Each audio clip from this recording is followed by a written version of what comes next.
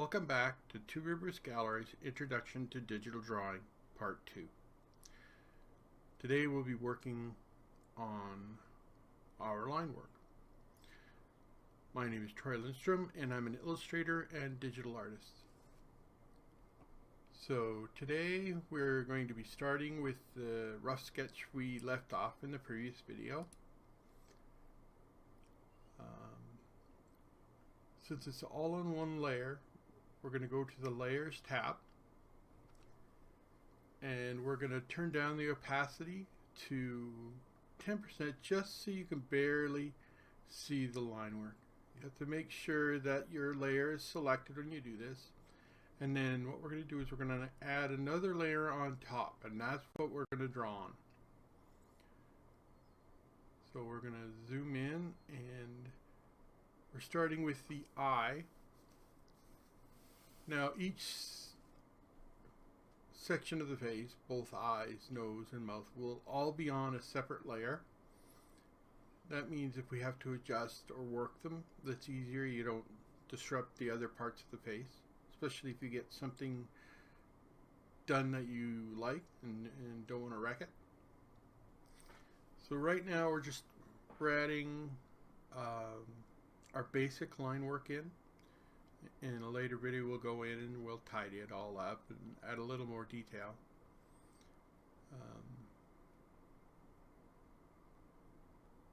We'll be using a lot more of the Layers tab in this video. Now layers are like little sheets of clear paper. You can place one over the other, and when you draw on one, it doesn't affect the others. So right now it's just basic line work. Something's not right, erase it, add it. If the lines are too thick, just trim them down a little bit. It doesn't have to be perfect at this point. Either just your rough line work. You don't want it too rough, but you don't have to spend all day making it perfect. Now we're going to start building the pupil and the iris, and then we're going to go over to the paint bucket tool. Once we put in these little details, and then just click, and it will fill the whole area. And then back to your pen tool.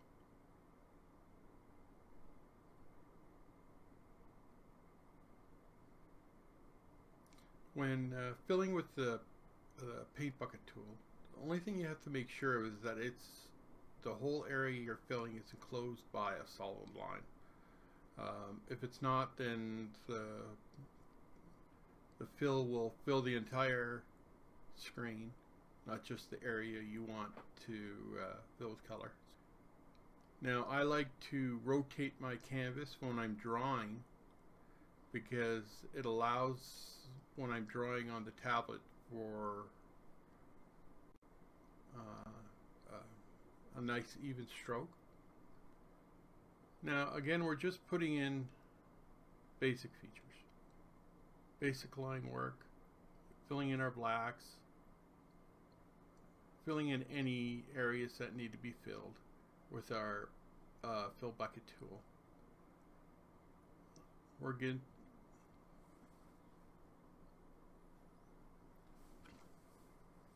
As you can see, we've placed the nose on its own layer, so it's easier to adjust. Now, our lines are done with quick strokes, no long lines. I find the best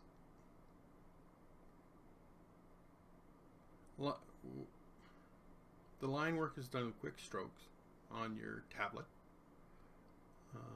Right now we're just adding structure of the nose, and sometimes you start to concentrate on little areas, and you got to be careful about that, or you'll spend all day just tweaking one little line.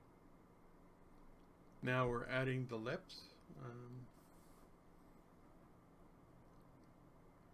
The line work is a little heavier on the lips right now. I will reduce that when we do the more detailed work.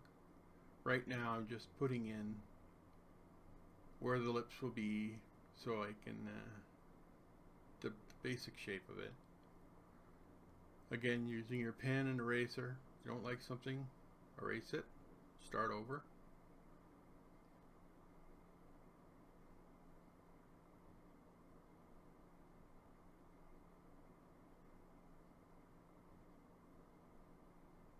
Now here the face is finished. Just going to adjust parts of the eyebrows that need to be a little longer. And this is what this part of the drawing process is for. You get your basic detail down and then you adjust. You get it to where you like it before you start really putting in detail. And I'll just throw in some black here. Doesn't have to be perfect.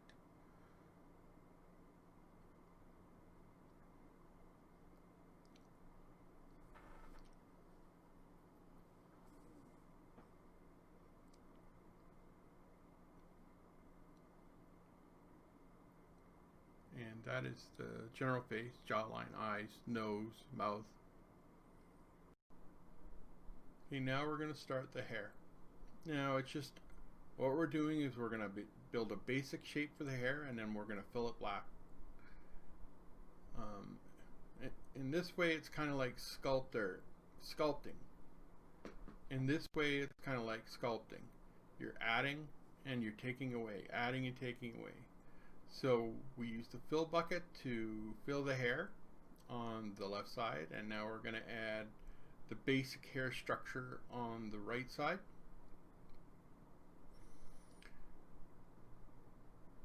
And then we're going to use the fill bucket again, and we're going to fill that up. Just got to make sure there's no openings in any of the lines, otherwise the area won't fill properly like that. So I got to find out where the openings are, and there we go. The basic hair structure is blocked out. Now we're going to add smaller details, hair that's sticking out from the head I mean, just to add some basic details and textures. So we're going to start adding, well actually we're going to start removing black with the eraser tool to give us the hair structure and how it flows. And this is very rough. You're just erasing lines to give yourself an idea where the hair is flowing in your reference. So this is really quick and messy. It doesn't have to take you a lot of time. This is just get the structure of the hair into the picture. Sometimes, again, if you don't like it, delete it. Now we're adding just little follicles of hair, little bits of string of hair on the outside to make it less of just a block of black. And once we have the hair, basic hair flow on the left side, we're going to do it on the right side. Now I swivel this so it's just the way I draw on the screen. Now you're really going to, with hair, it doesn't have to be perfect because hair isn't like the eyes or the nose. Eyes, nose, and mouth don't change. Like you can close your eyes, open your eyes, but the basic structure of an open eye for each person stays the same. But with hair, it flows, the wind will blow it, so it doesn't have to be perfect exactly like it is in your reference. So if it's like slightly off, that's not a big deal. And then we're going to add in a little bit of the clothes. Now there's not a lot of texture. This is just a blue shirt in the reference. So I'll add a few little folds in the clothes, and you'll notice that I'm doing a little heavier line weights here. And again, sometimes something that looked good, you just experiment with it. If it doesn't work, you erase it. Start again in that area. So I didn't like how this was turning out, so it just looked like it wasn't supposed to be there. So we'll take that out.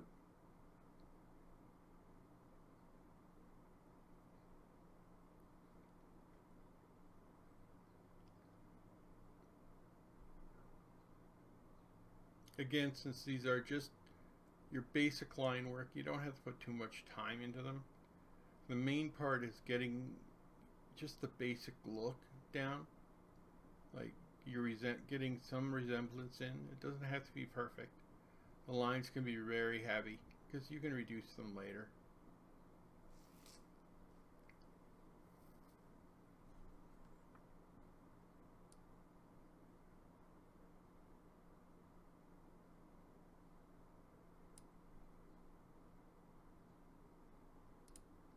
And again, I'll do little adjustments, try different things. If it doesn't work, erase it, start again, do a little adjustment, always referring back to your reference to get that likeness down.